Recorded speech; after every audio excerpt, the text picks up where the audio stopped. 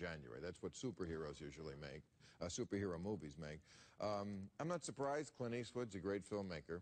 But somehow the Twitter war broke out, and now we have to take sides, whether the American Sniper is a real hero or not. Now, I said last week we had Catherine Bigelow on, who had made Hurt Locker. And I said it kind of goes over a lot of the same territory. Hurt Locker made $17 million because it was a little ambiguous and thoughtful. And this one is just American hero. He's a psychopath patriot, and we love him. You know, I read some of the quotes from the real Chris Kyle. He said, "I hate the damn savages," talking about the Iraqis, "and I've been fighting and I always will. I love killing bad guys.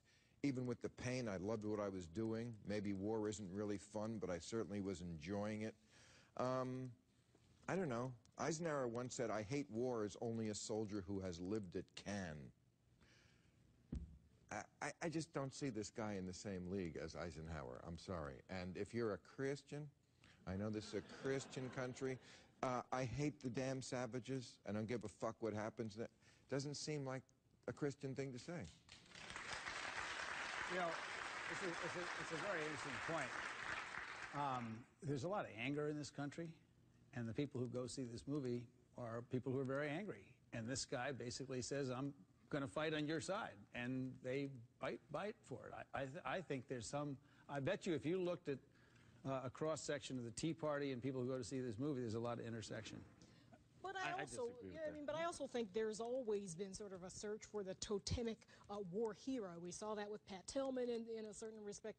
We saw that with Jessica Lynch. We saw that in some ways with David Petraeus as well. And when you look beneath the surface of some of those narratives, it's obviously more complicated than that. I think part of it also is that in this, you were talking before, he saw the movie The Interview, and there was at some point Americans wanted to do some sort of patriotic act, right? And I think in some ways people who went to go see this movie, it was sort of a patriotic act, and that people wanted to feel good about this war. If you look at the polls, most Americans think this war wasn't worth fighting. It's something like 70%. And this movie comes at a time. And that's the thing. We're in a country. Did you watch the movie? Yes, I did. So I went to go see it last night because I'd heard about it. I wanted to try to know what I was talking about.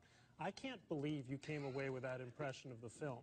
What I saw was a movie that treats what veterans and soldiers go through in a way that was subtle.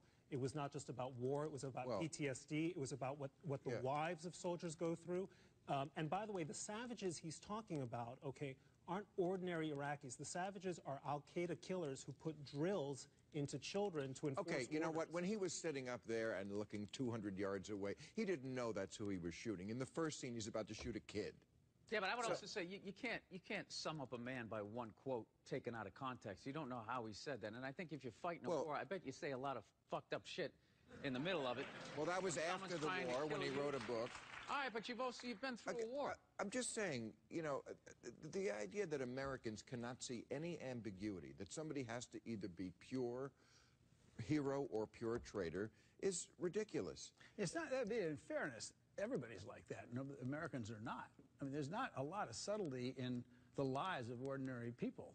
You know, it's a struggle. Chris Kyle is different than the movie Chris Kyle. You're right. There's more ambiguity in the movie than the book.